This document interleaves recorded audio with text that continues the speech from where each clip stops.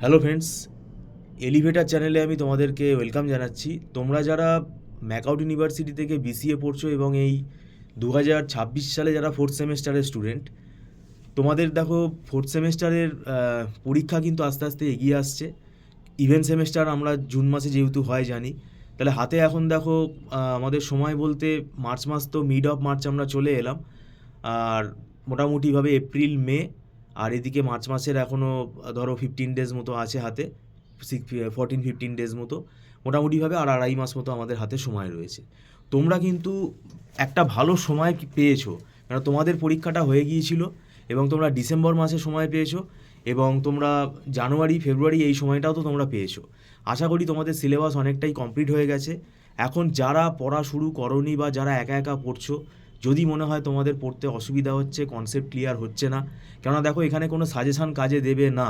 কেননা ফোর্থ সেমেস্টারে আমাদের যে সাবজেক্টগুলো আছে, যেমন database management system, operating system আর সফটওয়্যার ইঞ্জিনিয়ারিং, বিশেষ করে সফটওয়্যার ইঞ্জিনিয়ারিং এখন বর্তমানে তোমাদের যে সিলেবাসটা রয়েছে, এটা কিন্তু খুবই ডিফিকাল্ট সিলেবাস, এবং এটা প্রায় এমসিএ লেভেলের সিলেবাস, বিটেক এমসিএ লেভেলের সিলেবাসটা কিন্তু করা হয়েছে।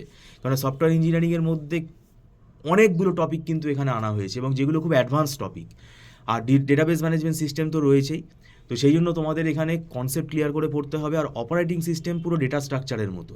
সেই জন্য আমি বলছি, যদি তোমাদের মনে হয় তোমরা, আমাদের দেখো তো ক্লাস শুরু হয়ে গেছে জানুয়ারি থেকে, তাও যদি তোমাদের মনে হয় যে তোমরা রেকর্ডিং পারচেস করতে চাও, তাহলে রেকর্ডিং পারচেস করতে পারো, সেটা টার্মস অ্যান্ড কন্ডিশনের বেসিসে পারচেস করতে হয়।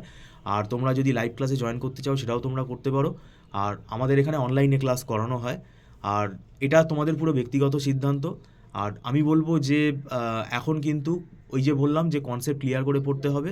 আর আমাদের এখানে দেখো আমাদের নিজেদের তৈরি করা নোটসগুলো দেখে যেহেতু পড়াই আমরা, তো আমাদের স্টুডেন্টদেরকে আমরা সেই নোটসগুলো প্রোভাইড করি, এবং এগুলো খুব ইজি করে আমরা তৈরি করি যাতে স্টুডেন্টদের পড়ে বুঝতে সুবিধা হয়, বিভিন্ন অ্যালগোরিদমগুলো যে আছে ধরো।